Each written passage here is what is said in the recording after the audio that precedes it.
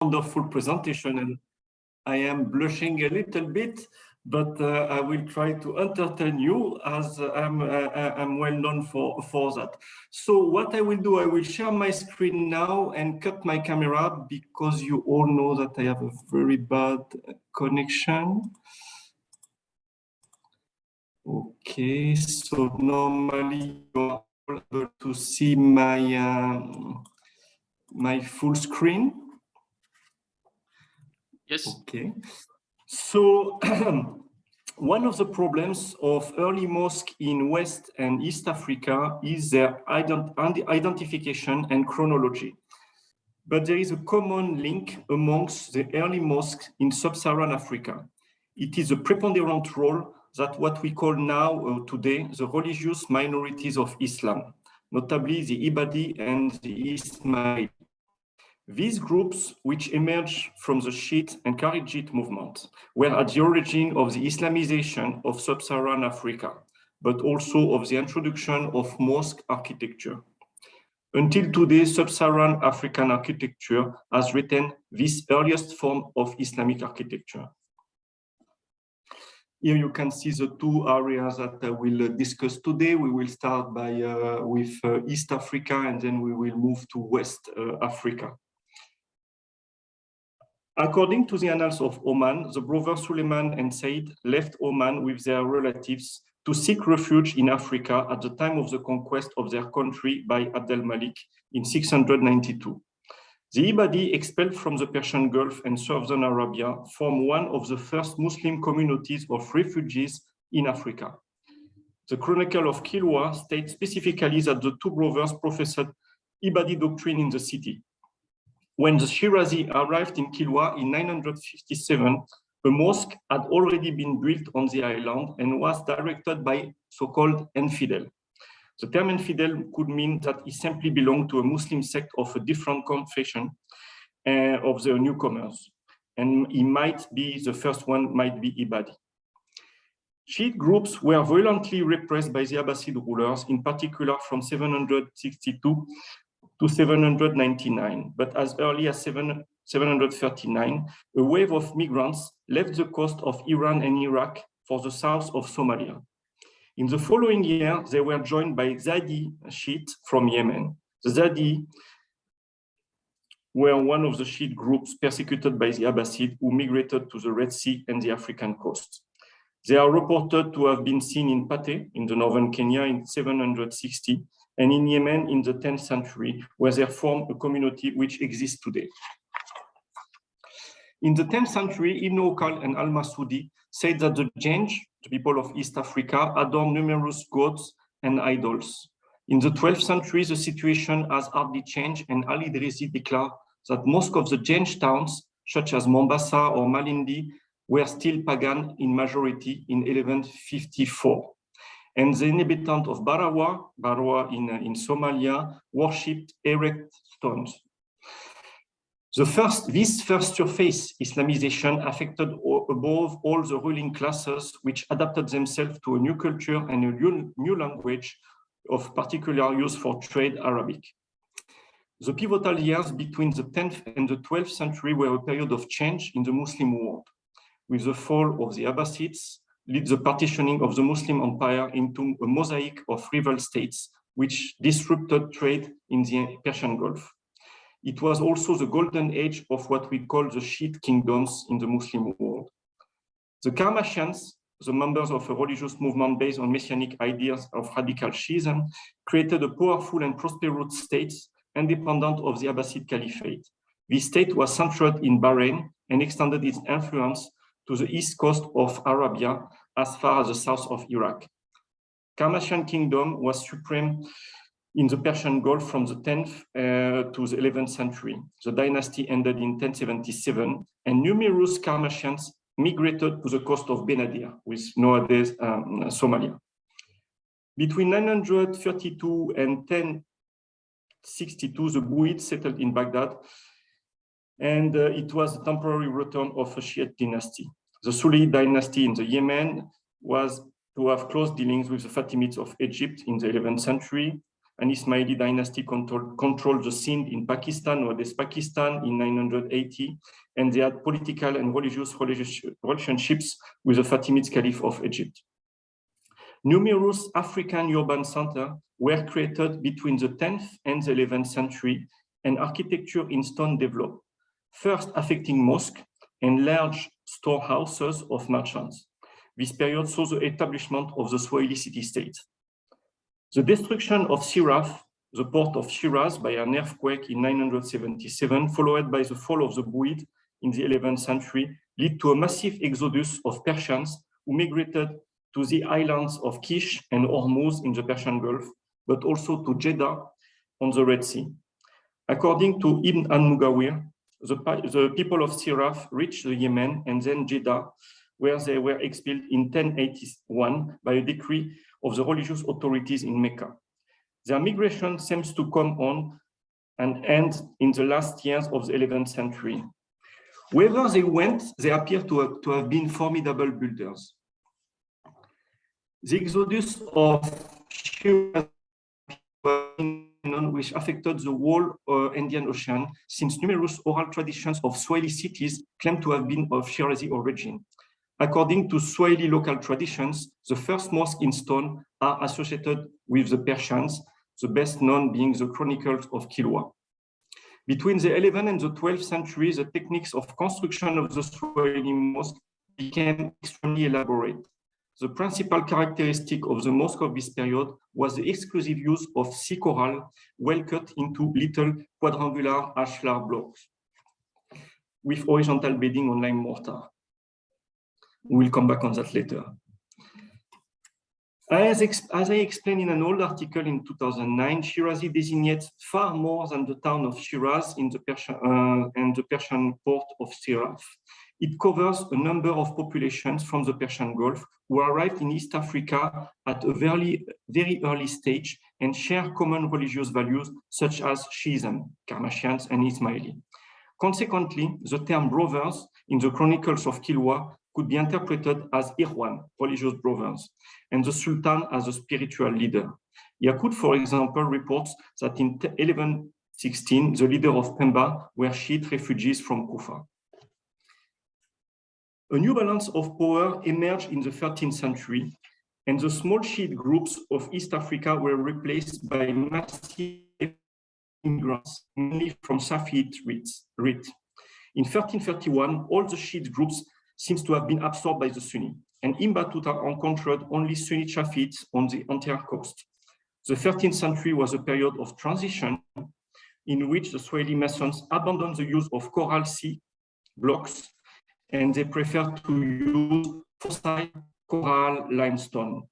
The walls were built with irregular ashlar blocks of coral limestone held by a framework of coral concrete, which completely replaced earlier bonded walls. It was a simple material, easy to install thanks to the technique of coffering. The Swahili mosque had similarities with the mosque in Southern Arabia, Yemen, and Oman, with a longitudinal prayer hall. The Swahili mosque did not have central courtyard, or from time to time even no courtyard at all. The Swahili mosque did not have a minaret tower. The prayer hall was done from the roof, to which access was gained by the way of small little staircase behind the mihrab. From 1981 to 1989, Mark Horton carried out archaeological research on the site of Shanga in the Lamu archipelago in the north of Kenya. During his excavation of the Great Mosque, Horton observed 9 phases of construction. Islam is attested with certainty in Shanga at the beginning of the 9th century, with a first mosque that covered a rectangular surface of roughly 9 by 3.6 meters. Between 1015 and 1035, the Mosque of Shanga was reconstructed with foundations of 54 centimeters thick, with a double coral facing. Horton discovered in Shanga a quadrangular bedrock in coral stone at the center of the Qibla wall, which indicated the presence of a coral mihrab in the 11th century. The building formed a rectangle of 10 by 7 meters. The Mosque of Shanga was reconstructed between 1160 and 1172. It was built on a platform of white sand and the floor being covered by 3 layers of plaster. Earlier Swahili mihrabs that we know still in elevation can be dated to the 12th century. The mihrab of the Mosque of Kizimkazi in the south of the island of Zanzibar is the earliest known Swahili mihrab still in elevation. Entry of the niche of the mihrab was framed by engaged columns and twisted colonnettes, a little bit like the one that we saw with Maria Dil. The interior of the niche was interrupted by oblong blind arcades surmounted by a frieze of geometrical motifs, little blind niches, and miniature mihrabs. The mihrabs was decorated with inscription of laureated kufik, which ran along each side and in the interior of the niche. The text to the right of the mihrab was a passage of the Quran dated from 1107. The style of the mihrab in Kizimkazi was recognized by Monique Kervran as in an Uyunid mosque in Bahrain, dating from the first half of the 12th century. The mosque of the Souk al-Hamis had an inscription in florated kufik with a dedication to the third emir of the Uyunid dynasty who reigned between 1131 and 1139. It contained the sheet Shahada and mentioned the 12 imams. The mosque was founded in 1107.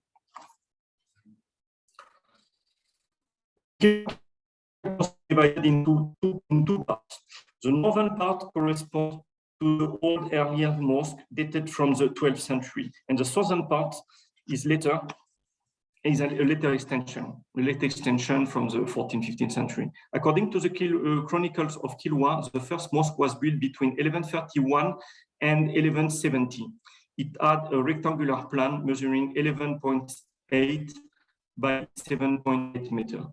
Sanjaya Kati, another site that excavated close to Kilwa, on a small circular island, who excavated the Great Mosque, was established in the southeast of the site. It was founded in the second half of the 11th century and renovated in the course of the 12th century. The building technique is comparable to that of the first Shirazi Mosque in Kilwa Kisiwani, with rectangular bedding and a masonry composed of fresh coral blocks cut in small square modules. Together with its lateral wings, the Mosque of Sanjaya Kati measures 10.21 by 9.36 meters. The walls of the mosque were supported by 4 wooden columns, and the roof. These supports were placed on the axis of the opening of the mihrab. The mihrab was constituted by a semicircular niche inserted in the wall of the Qibla, and the entrance was enframed by pilasters on the axis of the columns in the prayer hall. The mihrab was not typical of the Swahili mosque, since it did not go out of the building of the Qibla wall, protrude, and it was rather completely integrated in the wall of the Qibla, which was leaned for this purpose. For Mark Horton, there is a similar case with the mosque of Ras Mkumbu on the island of Pemba, that it dates to the 10th century and attributes to the Ibadi communities. Another site that is site of Gedi is situated to the south of Malindi. Between 1999 and 2003, we discovered and excavated the Great Mosque of Gedi. Earlier than the one studied by James Kirkman in the 50s, it was also earlier an earlier mosque because it was a mosque from the 14th century. And under the mosque of the 14th, a little bit like Jeremy showed us this morning, we found 2 previous mosques, one from the 14th century and one from the 11th, 12th century. I call that the Russian doll mosques because they are on the top of each of us. Yes, you can see here the first mosque. Between the 11th and 12th centuries, the Swahili mosque adopted a plan which they were to follow until the 19th century, a rectangle crossed by base parallel to the Qibla, a space enframed by 2 long parallel narrow chambers on both sides, east and west, making up a third of the surface of the prayer hall. The Swahili mosque of the 12th century seems to have the same proportions, around 12 by 11 meters. The ancient Swahili mosque had a north-northwest orientation instead of being turned straight to the north. Mark Horton thought that it was north-northwest orientation of the primitive mosque of Shanga, was due to the lack of geographical knowledge on part of that builder. But his hypothesis was only based on the example of Shanga, while now we have more information about all Swahili mosques that we excavated, and we in Gedi, but also on the other side that we excavated. And what we think that, in fact, the orientation of the first Swahili mosque from so-called Shirazi mosque, in fact, they belong to a different obedience, and they were not Sunni mosques like the one from the 13th or 14th century, but they were probably Shia mosque from Ismaili sect, or maybe Ibadi mosque. I will develop on that later, but it's the reason why we have a change in the orientation of the mosque between the 13th and the 14th century. Later, the new Omani dynasty of the Busaidi in the 18th and 19th century reestablished the authority of the Omani on the East African coast. The Sultan Said Said decided to transfer his capital from Muscat to Zanzibar in 1832. In 1837, Said Said Sultan, the founder of the Sultanate of Zanzibar, reigned on the coastal region. Most of the trade was controlled by the Banyans. They were Muslim communities from mainly Gujarat and from the Deccan, and they were mainly Roja and Bora, and they controlled most of the trade, and they reintroduced, the Shiism, the Shiite rites in East Africa. And also, of course, the Omani who are Ibadi reintroduced Ibadism in East Africa. It's what I call the Ibadi and Shiite revival in East Africa. Here you can see one Ibadi mosque an Ismaili mosque in Zanzibar Old Town. This mosque is very simple, and you can see that the mosque cannot be differentiated from the house and the building around, with the mihrab built within the thickness of the Qibla wall. The Zanzibari style mosque or Ibadi revival are also characterized by mihrabs with polylobal arches, festooned or twisted, and by decoration carved in the stucco. Schacht recorded various mosques of this type in Tanzania dating from the 19th century and early 20th century. Two architectural elements are absolutely characteristic of the Zanzibari style mosque: the niche minbar and the frieze of mini mihrabs in the niche of the mihrab. I don't know if you can see them inside this mihrab here. The frieze of mini mihrabs inside the quadrangular apse of the late mihrabs recalls the tradition of the early mihrabs of Kizim Kazi. A troubling fact is that the fact that the mihrabs of the Kizim Kazi style reappeared when Zanzibar and Pemba had commercial relationships with the Shiite Indian merchants and also the Omani Ibadi. And it seemed to me that the similarity in style between the early and later groups revealed the presence of Ibadi or Bora or Ismaili Shiites in East Africa, since numerous Omani and Indian mihrabs were produced by the same movement. Now, if we jump to West Africa, the history of mosque in Erfan architecture is connected to the great African empires, but also to the trans-Saharan commercial networks. After the conquest of the Maghreb, the Arabs crossed the Sahara and entered in the Bilad al-Sudan. This brief military incursion contrasted with a Berber wave of Islamization, more widespread and more pacific, which pressured from the Senegal River to the Lake Chad from the second half of the 8th century on. The first manifestation of the practice of Islam in the Bilad al-Sudan date back to the second half of the 11th century. The Pula of the Kingdom of Tekrour, the south of present-day Senegal, are regarded as the first Islamized Africans. The first Islamized center was the Tekrour in 1040 in Senegal. The Ghana was conquered by the Almoravids in 1044 and Islamized in 1076. Gao was Islamized in 1011 and Kanem, close to the nowadays Chad, in 1067.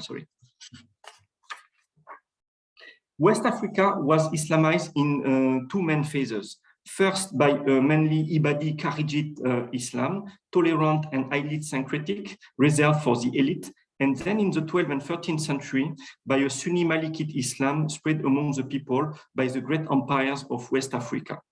The role of the Berber merchants was preponderant. Through commercial relations between the Maghreb and the south of the Sahara, they favored the implantation of Islam in West Africa and the appearance of the first Islamic communities with the great Muslim empires of Ghana, Mali, Gao, and the Kanem-Borno. The penetration of Islam through the intermediary of merchants along the axis of communication explains why, at first, it was only the large towns like Timbuktu and Djenné who were affected by Muslim civilization. As we can see from the mosque of Djinguer and Sankore in Timbuktu, or the mosque of the Askia Mohammed in Gao. Generally, the rural populations were impermeable to this phenomenon of conversion. Two small Berber kingdoms or theocracies were born on the border of Saharan desert. The Miknasi Berber tribe, founded by the Emirate of Madrarid of Sijil Massa. They were Kharijid Sufrit, and the Emirate of the Rustamid was founded by a Persian with the support of the local Berber tribes. They were Kharijid Ibadites, and they had their capital in Tayart. They were replaced in the region by the Fatimid Ismaili Caliphate later. The Ibadi Berbers controlled the Siljil Massa Awadagos axis road, and in the 9th century, Awadagos was ruled by a non-Muslim king and was conquered later by the Almoravids in 1054. Al-Bakri tells us that the population of Awadagos consists of Berbers from Ifikria and also from Nefusa. In other words, Ibadi populations. The town was built in stone. The main element,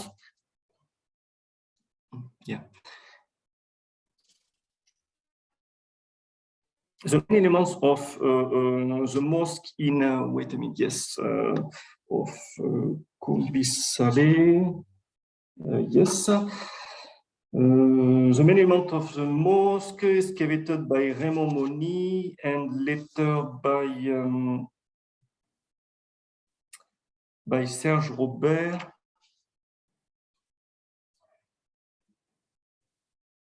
Yes, sorry, I will come back on this one. Today, most of these vestiges have disappeared. Kaukau in the Arab, Gao in the Arab source was another Ibadi center, founded in the end of the 7th century. Ever since mid-8th century, Gao gained sufficient control for the trade with merchants of Tayart in Algeria to establish close relations with the sovereignty of Gao, reputed to be rich in salt. Al-Bakri was the first Arab chronicler to mention the kingdom of Tekour in 1068. According to Al-Bakri, the king of Tekour, Wajabi, converted to Islam in 1040, and it was the first African sovereign to do so. Kombisale was the capital of Ghana and was the first African town to be quoted by African geographers such as Al-Bakri under the name of Ghana. The capital of Ghana, Kombisale, and the city of Awadagos were destroyed in 1044. By the Almoravids, and it's the beginning of official entry of Sunni Islam in the region. Walata, Timbuktu, Djenné, and Dia were the main starting points of the principal movement of Islamization in West Africa. Walata was one of the first centers of Islamic acculturation. It was founded by merchants from Ghana in 1224, and became a large caravan center. Walata was at the origin of the intellectual vocation and the rise of Timbuktu. The mosques of Western Sahara, known as Mauritanian, are situated in the territory between Mauritania and northwest Mali. And as yet, Mauritanian mosques are to be the last testimony of the stone architecture born between the 10th and the 11th century, between Mauritania and the north of Senegal and northwest Mali, and was probably the source of inspiration of the mosque of the Niger Valleys. This particular style of mosque was spread to the south by the Ibadi merchants and then by the Almoravids, who moved both from the south to the north and from the west to the east. Yahya bin Omar took the Zenata capital, Sijil Massa, in 1053 and recaptured Awadagos, which has fallen to the local tribes. He was succeeded by his brother, Abu Bakr, who overthrew the Empire of Ghana. And yes, the desert mosques are built on a simple rectangular plan with a courtyard to the east and a covered by transversal base parallel to the Qibla. The mihrab is a semicircular and sometimes niche of the center. On the external facade, it forms a convex or rectangular protuberance, and then it was associated with a niche minbar. The medieval mosque of Mauritania present astonishing similarities with the mosque of the Niger Valley, the so-called Sudanese mosque or West African mosque, when the plan is concerned. The building materials alone are different, stone being used rather than mud bricks in West Africa. The difference can be explained by environmental and climatic reasons. In the desert area of the Mauritanian Sahara, stone is more accessible rather than clay. Wood trusses are features of mud architecture, which are originally justified by the need for the architectural support, and they became later ornamental elements. The first mosques to be recognized as part of these groups are the one of Koumbi Saleh and Awadagos, dating from the 9th to 14th century. They are situated in the Adrar and the Hod. Al-Bakri in the 11th century, for example, describes the town of Awadagos and Koumbi Saleh, but provide no description of the mosque. The mosque was excavated by Serge Robert between 1979 and 1982. The building measuring 40 meters on east-west axis and 20 meters from north to south. It has a courtyard with a square minaret. It was built in mud brick covered by plaster, red mud, and stone. Plates of schist were decorated with painted drawing, with epigraphical, geometrical, and floral motifs. The building was enlarged and raised on several occasions after the 10th century. The archaeological excavations have revealed 3 superimposed mihrabs. In fact, we can distinguish 4 successive states. At the end of the 11th century, the prayer hall was enlarged and a second was superimposed on top of the first. In the 13th century, the pillars were replaced by columns of disc of schist. And then a third mihrab was flanked by 2 colonnettes. The mosque of Awadagos was built also in stone and has the same characteristic listed above previously. The mosque of Idal have been studied by Raymond Moni. The mosque of Shingeti was built at the time of the foundation of the town in the 13th century, but probably on an earlier building. The mosque was a rectangular building of 30 meters on north-south axis and 11 meters from east-west. The minaret was isolated on the southeast corner of the courtyard. It has a square base, face meter on the side, and an height of 10 meters. An external staircase leads to the summit of the mihrab with a platform.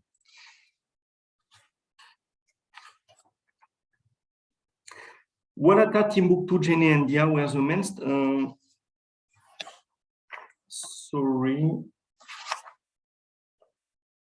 Yes, the famous mosque of Walata was built in the 12th century. The wall of the mosque of Walata also shares some domestic, also shared by domestic dwellings, sometimes which less frequent of the mosque of the Niger Valley.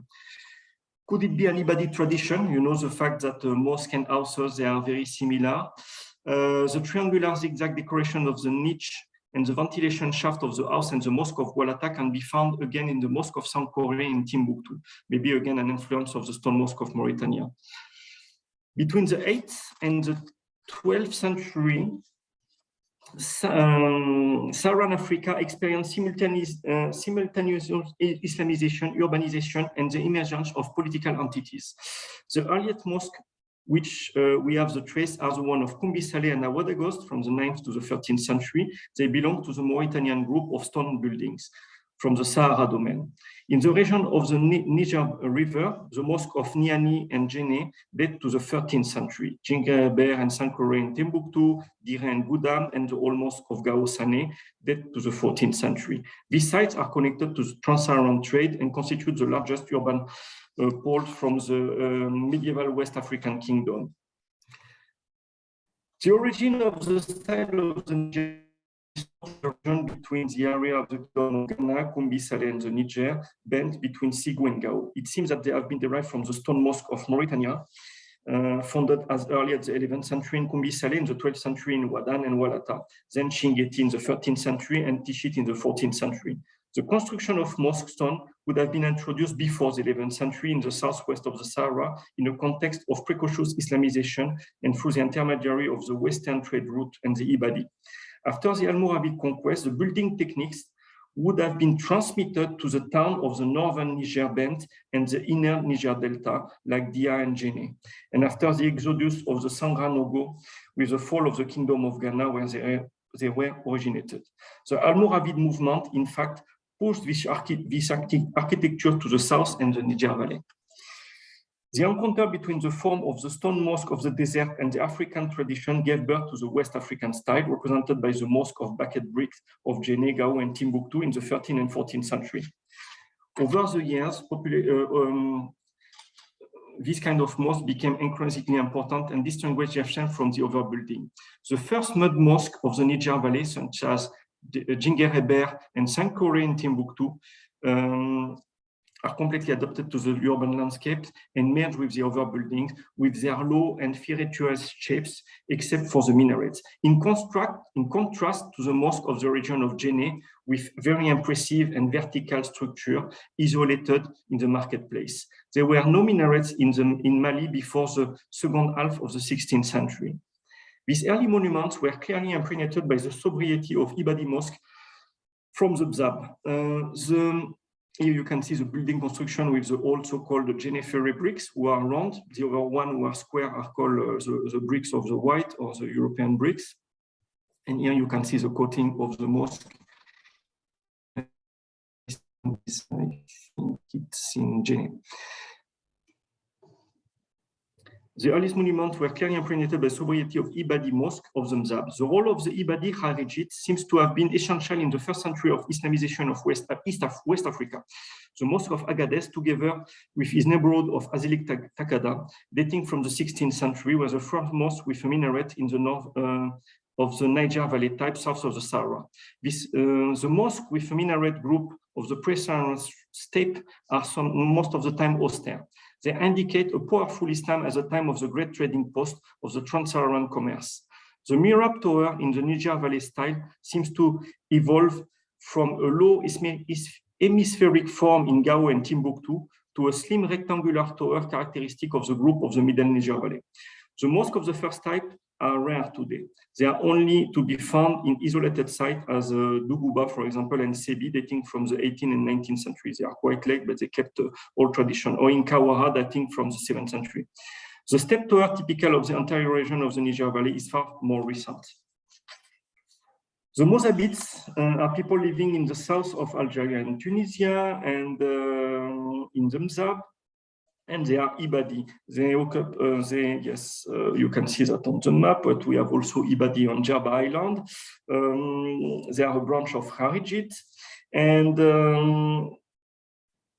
the occupation of the Mzab date from the 9th century, a time when they controlled numerous trading posts and caravan routes. Expelled from Kairouan, they created a commercial monopoly around Tayart.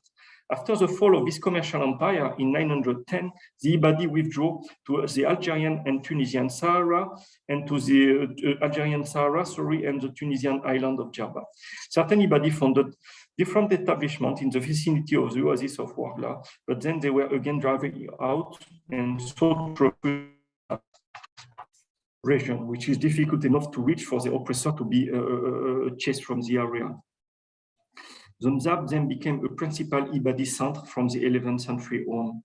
On the ancient town of Mzab, Melika, Beni Isgen, Sadrata, and Khardaya, they are dated from 1053. Ibadi merchants from Tayart, Sijil Massa, Ouargla to the south of Tunisia, and the Jebel Nafoussa settled down in the city, in the towns of the Niger valleys, such as Gao, Awadagust, and Tadmeka.